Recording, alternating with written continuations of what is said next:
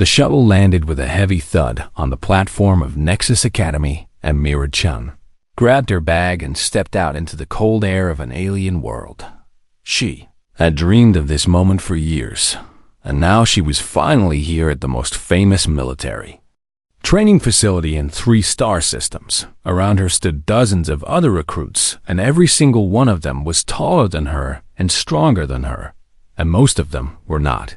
A massive gray-skinned creature called a Kethar walked past her, and he stood nearly 8 feet tall, with muscles that looked like they were carved from stone. Behind him came a group of Velrani, with their shimmering scales that changed color with their emotions, and now those scales were bright orange.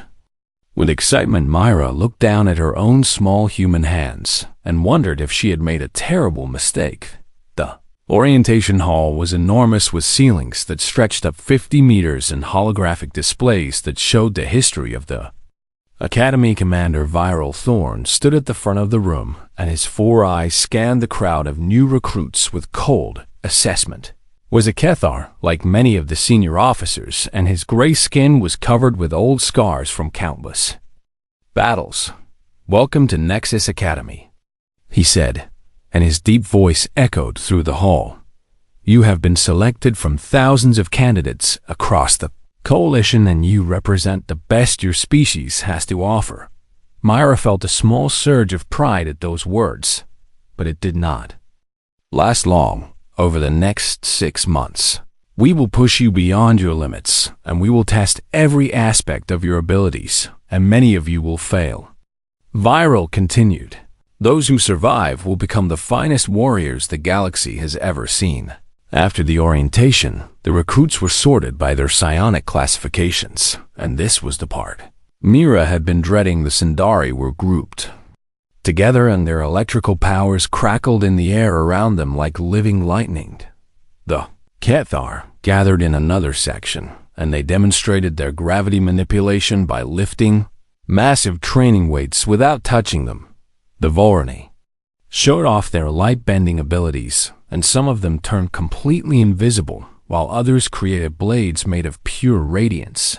And then there was Mira, standing alone in the corner, with her classification displayed above her head on a holographic Tagtaran Geomancer and Threat Level 2.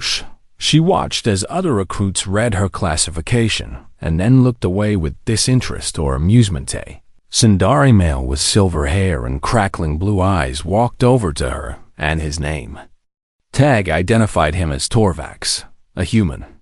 He said, and his voice was filled with contempt, "I did not know they were letting pets into the academy now." 2 Kethar flanked him, and they laughed at his joke with deep rumbling sounds. "I earned my place here," Myra said, and she kept her voice calm, even though her heart was pounding. "Same as you." Torvax leaned closer, and electricity danced between his fingers just inches from her face. "You move dirt," he said. "That is not a power, and that is not a weapon, and you do not belong here." He turned and walked away, and his companions followed. While still laughing, Myra stood alone, and she felt the weight of every stare in the room pressing down on her. Night in the dormitory, she pulled up her student file on the holographic display and read through the assessments. Physical capability was listed as below average compared to other species, and psionic potential was listed as limited, and combat application was listed as minimal. The notes from the admissions board were even worse. Candidate accepted due to coalition integration, mandate and human political pressure, and recommend placement in support. Track of combat performance is inadequate. She was not here because they believed in her, and she was here because someone had made a political deal. The door opened, and a Vorani female entered the room, and her scales were a calm blue color. "You are the human," she said, and it was not a question. "I am Lyris, and I am your assigned roommate." Mira nodded and closed her file. "I am Myra." Lyris sat on her own bunk and studied Mira with curious eyes. "You know that everyone is betting on when you will quit. I have heard. The current odds say 2 weeks." Lyris said, "Some say less." Myra looked at her roommate, and she saw no malice in the Volrani's expression, and only honest curiosity. I am not going to quit. Myra said. Why not? Lyris asked. You must understand that you cannot compete with the others, and it is not an insult, and it is simply the truth of biology. Maybe, Myra admitted, but not travel halfway across the galaxy to give up in the first week. Lyris tilted her head, and her scales shifted to a thoughtful purple. You are strange for a human. I will take that as a compliment. That night after Lyris had fallen asleep, Mira crept out of the dormitory and made her way through the dark corridors of the academy. She had found a place during her first day of exploration, and it was an old training facility that had been abandoned when the academy expanded.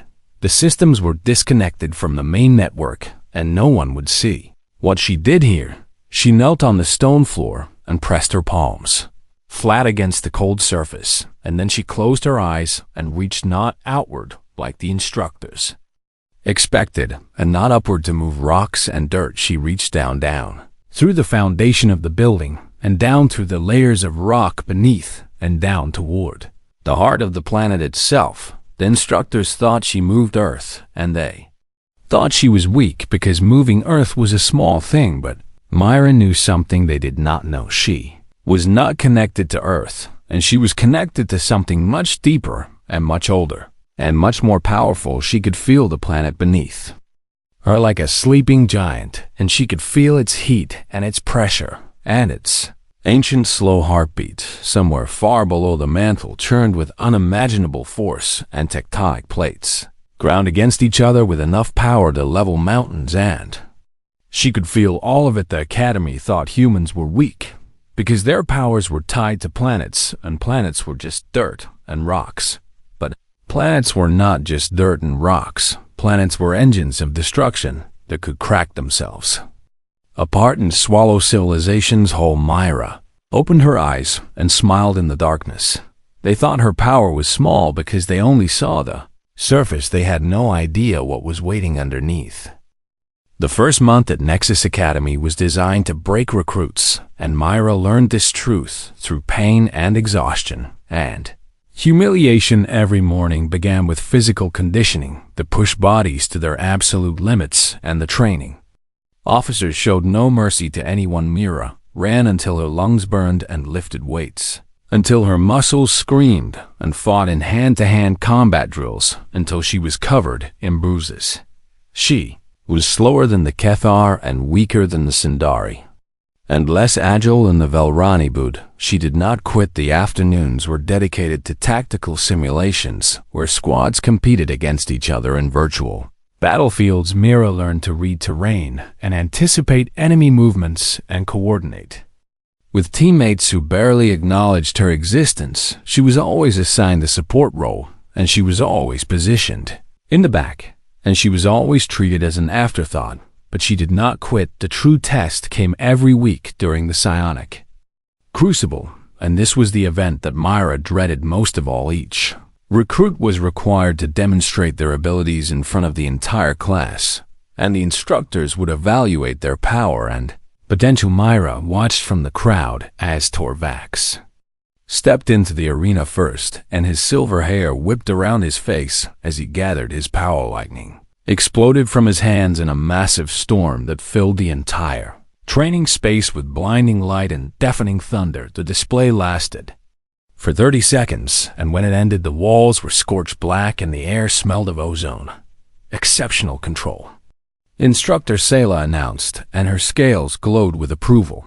Threat level 8 confirmed and recommend advancement to elite track. The Ketha recruit named Gren went next, and he raised his hands toward a pile of training drones. The air around the drones shimmered, and then they were crushed into tiny spheres of compressed metal as gravity itself bent to his will. Impressive gravitonic manipulation, Sayla noted. Threat level 7 confirmed. One by one the recruits demonstrated their powers, and one by one they received praise and high rankings. Velrani created a dome of solid light that blocked every attack the instructors threw at Ida. Sindari generated an electromagnetic pulse that disabled every electronic device in the room. A Kether lifted a 10-ton weight with nothing but his mind. Then it was Myra's turn. She walked into the arena and felt the weight of every eye on her. And she heard whispers from the crowd. This should be amusing. Someone said, 5 seconds before she embarrasses herself. Another voice added. Myra took a deep breath and focused on the ground beneath her feet. She raised her hands and concentrated with all her strength, and slowly a wall of stone rose from the floor. It was 6 feet tall and 3 feet thick, and it was solid and stable. The arena fell silent. Is that all? Instructor Sayla asked, and her scales had shifted to a bored gray color. Myra tried to push harder, and the wall grew another foot taller, but that was her limit, and she could not maintain the effort. She released her power, and the wall crumbled back into the floor.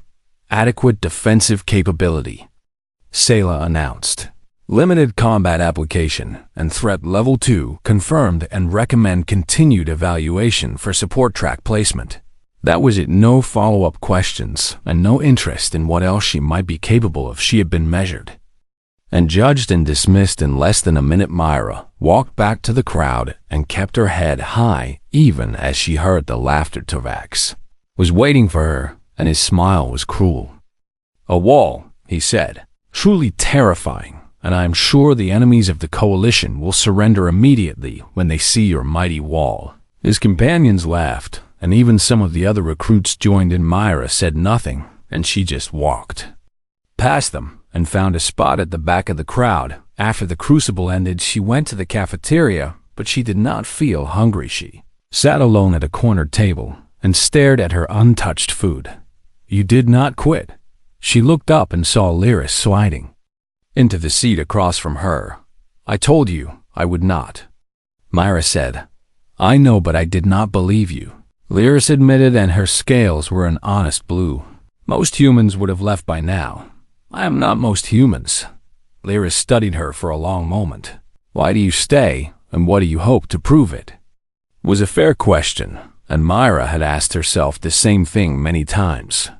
Do you know how humans discovered psionic abilities? Myra asked. Lyris shook her head. It was only 200 years ago, Myra explained. A scientist was studying earthquake patterns, and she realized she could predict them before they happened. And not with instruments, but with her mind. Interesting. But earthquake prediction is not a combat ability. That is what everyone says. Myra agreed. They look at human powers, and they see small things, and they see dirt and rocks and tremors, and they think we are weak. She leaned forward. But what if they are wrong? And what if we have barely scratched the surface of what we can do? Lyris considered this. You believe humans have hidden potential. I believe that everyone has underestimated us, Myra said, including ourselves. That night she returned to the abandoned training facility, and she trained until she could barely stand. She pressed her hands to the ground and reached deeper than ever before, down past the foundation and down past the bedrock and down toward the molten heart of the world. She could feel the tectonic plates shifting beneath her, and she could feel the pressure building along ancient fault lines, and for the first time she did not just listen. She pushed just slightly, and just enough to feel the response. The ground trembled for half a second, and somewhere in the distance a crack appeared in a wall. Myra pulled back immediately, and her heart was racing with fear and excitement. She had done that. She had moved something that was never meant to be moved. She looked at her hands, and they were shaking, but not from exhaustion. They were shaking because she finally understood what she was capable of. The instructors thought she could build walls. They had no idea that she could tear down worlds. 8 weeks into training, the Academy announced the team combat trials, and every recruit knew this was the most important test of the program squads. Of 4 would compete in simulated planetary assault missions, and their performance would determine their final rankings. The squad assignments were randomized by the Academy's computer, and when Myra saw her team, she felt her stomach drop. Squad 7 would consist of Torvax the Sindari, and Gren the Cathar, and Lyris the Varani, and Myra the human. She watched as Torvax stormed across the briefing room toward Instructor Sayla with fury in his eyes. This assignment is unacceptable. He shouted and lightning crackled around his fists. You have crippled my squad with that human. Sayla's scales remained a calm gray. Assignments are final, and you will learn to work with the resources you have. She is not a resource. Torvax pointed at Myra. She is dead weight, and she will get us killed. Then I suggest you find a way to keep her alive. Sayla said. Dismissed. The briefing for their mission was straightforward, squad. 7 would infiltrate an enemy compound and retrieve a data core, and then escape to an extraction point 300 meters away. They would face automated defenses and also a rival squad. Playing the role of hostile forces, that rival squad was led by a massive Ketha named Dorvek, who had already beaten 3 other teams in previous trials. Dorvax gathered his squad in a corner of the preparation room, and his expression made it clear he was not happy. Here is the plan, he said. Gren and I will handle the assault, and Lyris will provide cover with her light manipulation. And me. Myra asked. Torvax looked at her with contempt. Stay out of the way and try not to die, and that is your entire job. Myra wanted to argue, but she knew it would be pointless. The simulation began at midnight. Squad 7 approached the compound through a rocky canyon, and the darkness provided some cover, but not an Ottervax led the way with electricity dancing at his fingertips.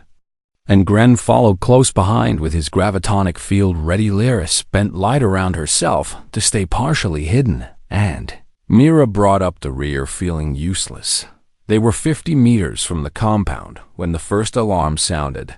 We have been spotted. Gren growled, and he raised a barrier of compressed gravity just as enemy fire began raining down on them. How did they see us? Torvax demanded. Your lightning, Lyris said. It glows in the dark. Before Torvax could respond, a massive shockwave hit them, and Dorvak's squad emerged from behind the compound walls. The rival Kethar grinned as he crushed the ground beneath them with gravitonic force. Did you really think we would not be ready for you? The battle was chaos. Dorvax unleashed lightning bolts, but Dorvak's squad had a Velrani who bent the light away from critical strikes. Gren tried to match Dorvak's gravity manipulation, but the rival Kethar was stronger and more experienced. Lyris attempted to blind their enemies, but she was pinned down by constant fire, and Mira crouched behind a collapsed wall, feeling completely helpless. Fall back, Torvax shouted. We need to regroup. They retreated to a defensive position behind a crumbling structure, and the situation was desperate.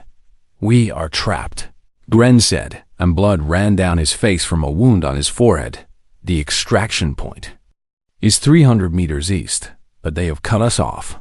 I can create light cover for us to move, Lyris offered, but not while we are running, and not for long enough. Useless, Torvax snarled. All of you are useless. His eyes fell on Myra, who had pressed herself flat against the ground with her palms touching the stone. And what are you doing? He demanded. Praying to your dirt. She did not answer because she was listening to the compound's foundation, which was made of reinforced durasteel anchored deep into the bedrock, listening to the stress points where the builders had made mistakes, listening to something else, something that should not exist on a geologically stable planet like this one. A fault line, not a natural one, but one that she had been creating over the past hour by pushing tiny amounts of pressure into one. The rock below. She opened her eyes. I can get us out, Torvax laughed bitterly. You cannot even lift a boulder. I do not need to lift anything, Myra said, and she met his eyes without flinching. I need you to trust me for 30 seconds. Trust you. Torvax stepped toward her with electricity crackling around his whole body. You are nothing, and you have always been nothing, and this is exactly why humans do not belong in Torvax. Lyris interrupted, and her voice was sharp. We are out of options, and let her try. The silence stretched for what felt like forever. Then Torvax turned away. Fine, and waste your 30 seconds. Mira closed her eyes and pressed her palms harder against the ground, and she reached down. through the stone and down through the metal and down to the fault line she had been building. She could feel Dorvax's squad standing 200 meters away, and she could feel the ground beneath their feet, and she could feel the pressure that had been building in the fault line like a coiled spring waiting to be released. She gathered all of her strength and focused it into a single point, and she whispered one word: release. The earthquake was small and lasted only 4 seconds, but those 4 seconds changed everything. The ground beneath Dorvax's squad turned to liquid, and they sank waist-deep into suddenly fluid stone before Mira released her hold. The earth hardened around them instantly and trapped them in solid rock. Move, Myra said, and her voice was exhausted but steady. Now, Squad 7 ran. They reached the data core without resistance, and they made it to the extraction point before anyone could stop them. The simulation ended with a victory that no one had expected, and everyone was staring at Mira. "What did you do?" Lyris asked, and her scales were pale with shock. Myra looked at the frozen figures of Dorvax's squad still trapped in stone behind them. "Something I have been practicing," she said. Dorvax said nothing, but for the first time since she had met him, his expression was not contempt, it was something closer to fear. News of what Mira had done in the combat trial spread through the academy like wildfire within days. Everyone knew about the human who had created a fault line and trapped an entire squad in solid stone. Recruits who had ignored her now watched her with wary curiosity, and instructors who had dismissed her suddenly wanted to speak with her privately. But not everyone was impressed. Torvs found her on the main training floor during open practice hours when half the academy was present. "I do not believe it," he announced loudly enough for everyone to hear. "One trick in a simulation and suddenly the human is special." The crowd fell silent and all eyes turned toward them. Myra kept her expression calm. "I do not want trouble, Torvax." "Too late," he said, and electricity began crackling around his fists. "You made me look like a fool out there, and you made my squad look weak, and I will not accept that. I helped us win. You got lucky," Torvax snarled, "and I am going to prove it right now." He stepped closer, and his voice rose so that everyone could hear. "I challenge you to a formal duel, and your power against mine, and right here, and right now."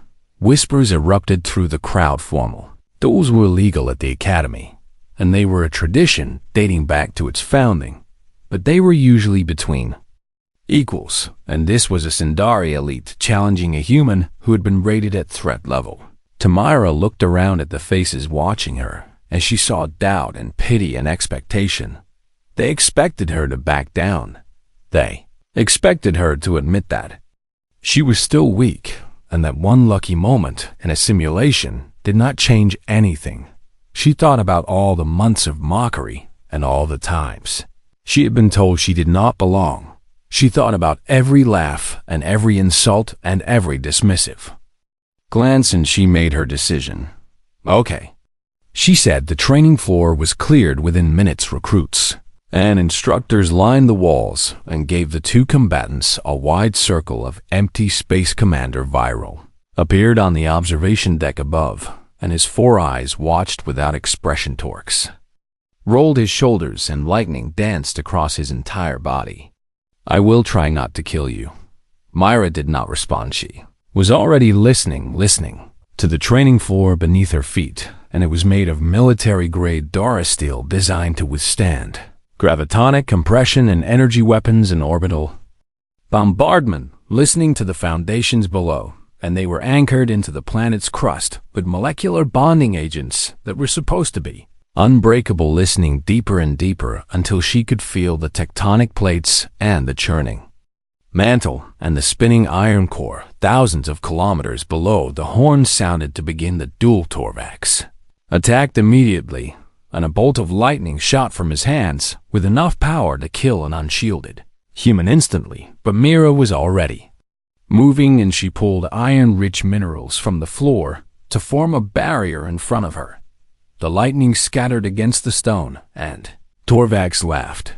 "That is your defense, and hiding behind rocks like a frightened animal." He unleashed a sustained barrage, and electricity poured from his hands in a constant stream that made the air itself glow white. Myra's barrier began to heat up, and cracks spread across its surface. She could not hold it for much longer. She stopped trying. She dropped to one knee and pressed both palms flat against the training floor, and she reached not for the surface and not for the stone, for everything below. She felt the weight of the entire planet pressing against her mind, and she felt the ancient forces that had shaped continents and raised mountains and swallowed civilizations, and she pulled just once, just a single strike. The floor did not crack, it shattered. The military-grade durasteel that was supposed to survive orbital bombardment exploded outward from Mira's hands in a spiderweb of destruction. The shockwave threw Torvax off his feet and sent him tumbling across the floor. It threw everyone off their feet. It was felt 3 floors below, and in 2 adjacent buildings. Alarms began screaming throughout the academy. When the dust settled, Myra stood at the center of a crater. The training floor was gone, and 200 square meters of supposedly indestructible material had been reduced to gravel, and rubble cracks radiated through the surrounding walls and ceiling. Torvax lay at the edge of the crater with his electrical field completely discharged and his eyes wide with something that looked like terror. Myra lowered her hands slowly, and her voice was quiet, but in the absolute silence, everyone heard her clearly. "I am not connected to dirt," she said. "I am connected to a planet and not to rocks, but to tectonic forces that can level mountains and crack continents." She looked at Torvax, and then at the crowd, and then up. "Commander Viral, watching from above, my species evolved on a world that was trying to kill us," she continued. "Earthquakes and volcanoes and continental drift, and we survived because we learned to feel the heartbeat of our planet." She stepped out of the crater and walked toward the edge of the crowd. "You asked what Earth power means," she said. "It means I carry the weight of a world inside me, and I have spent my entire life learning how not to let it out." She stopped in front of Torvax, who was slowly pulling himself to his feet. "My name is Mira Chun, and I am a Terran geomancer, and I belong here just as much as anyone." She walked past him, and the crowd parted to let her through. No one laughed, no one made a joke, no one said a single word. 3 months later, Mira graduated at the top of her class, not because of the crater, although that certainly helped, but because she had proven something that the Coalition had never considered. Human powers were not primitive, and they were not weak. They had simply been dormant and waiting to be awakened. Within a year, the Academy established a new training program specifically for human psionics. Within 5 years, human Earth speakers had become the most valuable specialists in the Coalition military, not for assault, but for something even more important: planetary defense. Because when you could feel the heartbeat of a world, you could also protect it. And Mira became the first human to earn the rank of planetary guardian. Her assignment was Earth itself. She stood on the observation deck of an orbital station and looked down at the blue and green sphere where her species had been born. She could feel everything: the tectonic plates shifting beneath the oceans, and the volcanoes sleeping beneath the mountains, and the iron core spinning at the center of it all. This was her world, and this was her power. She pressed her hand against the viewport and closed her eyes. "I hear you," she whispered, and deep below the Earth whispered back. The debriefing room was silent, except for the hum of holographic displays showing data from the combat trial. Commander Viral Thorn sat at the head of the table, and his 4 eyes studied the readings with intense focus. Myra stood at attention alongside her squadmates, and she could feel the weight of his gaze even when he was not looking at her. "Explain what happened out there," Viral finally said, and his voice was cold, and Meseret Torvax stepped forward. "We completed the mission objective and retrieved the data core, and I am not asking you," Viral interrupted, and his eyes fixed on Myra. "I am asking her." Myra swallowed hard. "I induced localized liquefaction along a geological fault line, and this caused the ground beneath the enemy squad to temporarily lose structural integrity, and they sank into the liquefied stone, and then I released my hold, and the ground hardened around them. Localized liquefaction, Viral repeated slowly. You are aware that this facility is built on a tectonically stable plate, and there are no natural fault lines within 800 kilometers of this location. Yes, sir. Then where did this fault line come from? The silence in the room became suffocating. Myra knew that what she was about to say would change everything, and there would be no going back. I made it, she said. I spent the past several weeks creating tiny fractures in the bedrock beneath the training grounds, and I connected them together into an artificial fault line that I could trigger when needed. Viral leaned back in his chair, and his expression was unreadable. You created a fault line, he said, over the course of weeks and without any of our sensors detecting it. Yes, sir. How is that possible? Mira took a deep breath. Because I am not just moving Earth, and I am not just lifting rocks, and I am reaching much deeper than anyone realized. The door opened, and 3 new figures entered the room. Mira recognized them as specialists from the Academy's research division, and they were accompanied by a xenobiologist who studied human psionic development. Commander, one of the specialists said, we have analyzed the seismic data from the combat trial, and we need to examine this recruit immediately. What followed was the most intense 3 hours of Myra's life. They brought her to a private evaluation chamber filled with monitoring equipment and scanning devices. They asked her questions about her abilities and her training and her understanding of her own power. They made her repeat what she had done in the combat trial under controlled conditions, and when the data came back, they spoke in hushed voices, filled with something that sounded like awe. The xenobiologist was a thin Velrani named Dr. Thiessen, and his scales kept shifting between colors as he reviewed the results. This is not geomancy, he said to the other specialists. Geomancy is surface manipulation, and it involves moving soil and shaping stone, and at most triggering minor tremors. Then what is it? Commander Viral asked. The Artisan turned to face him. She is interfacing directly with the planet's tectonic system, and she is not manipulating dirt but manipulating the fundamental geological forces that shape worlds. In simple terms, Dr. Thiessen said, she could theoretically crack a planet's crust like breaking the shell of an egg. The room went completely silent. Mira felt dizzy, and she was not sure if it was from exhaustion or from hearing her secret fears spoken out loud. That is impossible, one of the Kethar specialists said. Human powers are rated at threat level 2, and they are the weakest psionic abilities in the coalition. That rating was based on incomplete data, Dr. Thiessen replied. We observed humans manipulating surface materials, and we assumed that was the extent of their capabilities. He pulled up a holographic display showing a diagram of a planet's internal structure. Humans evolved on Earth, he explained. A geologically active world with a massive iron core and intense volcanic activity and constant tectonic movement, and Earth is essentially a giant engine of geological destruction, barely contained beneath a thin crust. He pointed at the diagram. Every other species with Earth-based abilities developed on geologically stable worlds, and their powers allow them to manipulate surface materials because that is all their planets have to offer. But Earth is different, Mira said quietly. Earth is different, Dr. Thiessen confirmed. Your world is alive in a way that most planets are not, and your species evolved to sense that activity. And now we discover that you can do more than sense it. He looked at Mira with something like respect. You can control it.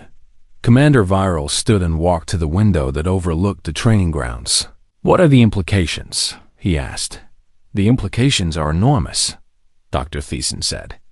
A trained human geomancer could potentially trigger earthquakes and volcanic eruptions and tectonic shifts on a planetary scale, and they could destroy cities or continents or entire civilizations. That sounds like a threat. It is also a defense, Dr. Thiessen said. Imagine a human stationed on a coalition world who could sense any attempt to destabilize the planet's geology and who could counteract seismic weapons or redirect natural disasters. He paused. Humans are not weak, and we simply never understood what their power actually was. Commander Viral turned back to face Myra. How long have you known what you could do? He asked. I suspected for a long time, Myra admitted, but I only confirmed it after I arrived at the academy, and I have been training in secret because I was afraid of how people would react. You were right to be cautious, Viral said. Power like this could make you a target, I know. Viral studied her for a long moment, and then he nodded slowly. From this point forward, your training will be supervised directly by the research division, he said. We need to understand the full extent of your capabilities, and my squad assignment remains unchanged, Viral said. You have proven yourself in combat and you belong with them. He walked to the door and paused before leaving. 1. More thing recruit. Yes, sir. Well, done. After he left, Myra sat alone in the evaluation chamber and tried to process everything that had happened. She had spent months being mocked and dismissed and told that she did not belong, and now they knew the truth. She was not the weakest. Recruited the academy, she might be the most dangerous.